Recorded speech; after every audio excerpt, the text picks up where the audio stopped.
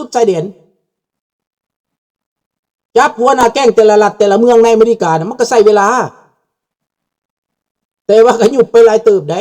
หยุบไปหลายเติบเด้อพี่น้องเด้อแล้วพวกคนลาวผู้ใดดีก็ไปรวมรัฐบาลอเมริกาเห็นบ่ล่ะคนผู้ใดบ่ดีก็ต่อต้านอเมริกาก็ต่อต้านมาอยู่ประเทศเขาก็ต่อต้านคันอยากถูกหลักส่งกลับเจ้าก็ออกมาข่าววิพากษ์วิจารณ์เขาหลายๆออกมาด่าเขาหลายๆแหละคันเจ้าอยากเมืองลาวน่ะ เนาะเจ้าอยากมาอยู่อเมริกาแต่ใส่ร้ายประเทศอเมริกาแทนที่จะเห็นโลกเห็นใจเขามาอยู่ประเทศเขาสวยโอกาสประเทศเขาแต่ทำลายเขาแมนนาดงบอกว่าพร้อมกันสามัคคีกันฮักแพงกันอัญเชิญพระราชดำเนินกลับมาลาวภายใต้ร่มชัดสีขาวอันสง่างามบริสุทธิ์ราชวงศ์ทรงพระเจริญแม่นต้องเป็นจังซี่นรงแม่นแบบนี้เพราะนั่นแหละคนลาวต้องตื่นไวๆอันเสียเกียรติแทบอันยอมหับคนลาวด้วยกันนี่นะคันว่าคนจีนบอกคันว่าคนต่างประเทศบอกเพิ่นนบเพิ่นไวเพิ่นย่องเพิ่นยอบัดคนลาวนี่ปะตูความอิจฉาพยาบาทเพิ่นทั้งที่บ่ได้เคยเห็นกันทั้งที่บ่เคยรู้จักกันแต่อิจฉาพยาบาทได้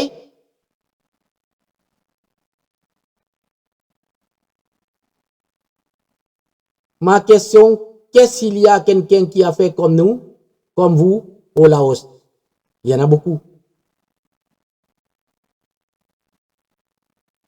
Il y en a beaucoup. เด้อน้องรัตวรในตอนนี้นะคนลาวที่ต้องการคือเฮานี่เต็มประเทศแล้วเดี๋ยวนี้แม้แต่ในกองทัพในตำรวจในข้าราชการเขาก็ต้องการการเปลี่ยนแปลง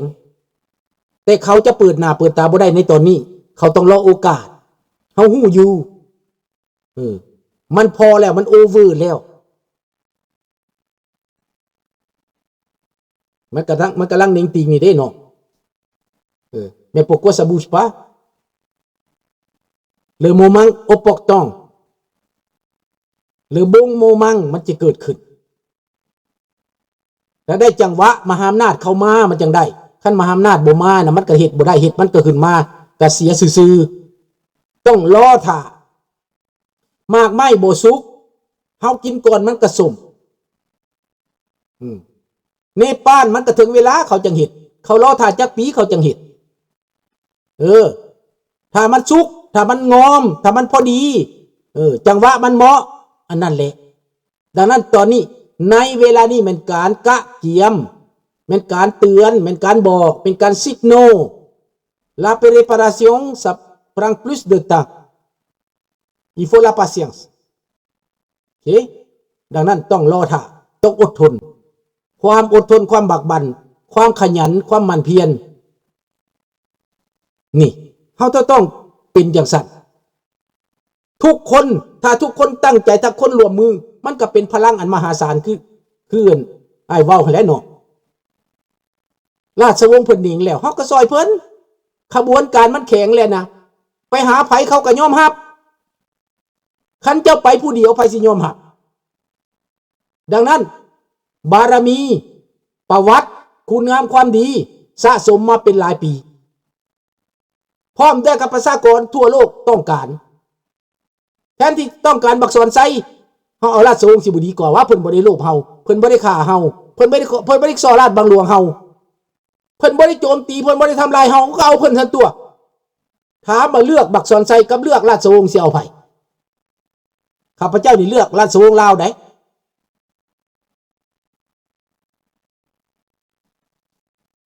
นะข้าพเจ้าเลือกราชวงศ์ลาวมันบ่อึดทางเข้าดอกเคซียามอเมริกาเข้าไปแล้วมุดทางไปคือกลุ่มต่อต้านเวเนซุเอลานั่นแหละเขาก็ทั้งอึดทั้งอยากทั้งลำบากกลับมาหลายปี30-40 ปีอยู่ภายใต้การกดดันของอูโกชาเวสแล้วก็มาดูโรเหยียบไว้ข่มเหงไว้ทุกข์ยากอยู่นั่นแหละแต่โอกาสมันมาอเมริกามาปุ๊บพวกเรานั่นก็มีความหวังทันทีบ่ได้แตกต่างหยังกันดอก มันบ่ได้แตกต่างหยังกัน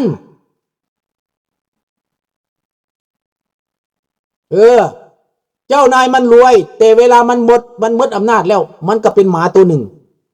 เจ้านายพวกนี้พวกปุ้นพวกโจรเราไม่ศรัทธาเราบ่ศรัทธามันพวกนี้นะเฮาบ่แม่นสิไปสอนความรวยของมันโจรมันปุ้นจังวะมันเอาของหมู่มันยึดเอาของคนอื่นมันเอาดินไปขายประเทศมันสิบ่รวยจังไดเนาะเอาละมือนี้ก็ขอถือโอลาอัมกะพระจากเนาะมือนี้เนาะขอบอกขอบใจลูกหลานทุกคนที่มีความอดทนที่มีความภาคเพียรพยายามหับฟังหับสมและเป็นน้ำหนึ่งใจเดียวกันเพื่ออนาคตเพื่อลูกเพื่อหลานเพื่อบ้านเพื่อเมืองสนับสนุนราชวงศ์ล้านสร้างห่มขาวเจ้าสุริวงศ์สว่างเจ้าทาญาสว่างให้เป็นห่มโพห่มไซปกเก้างามขมอมประสาราษฎรให้อยู่เย็นเป็นสุขพระองค์ก็มีความสุขแล้วถึงจะมีได้เป็นเจ้าชีวิตหรือบ่ได้จะเป็นเจ้าชีวิตนั้นก็บ่ได้สำคัญระบอบการปกครองอาจจะบ่มีเจ้าชีวิตก็ได้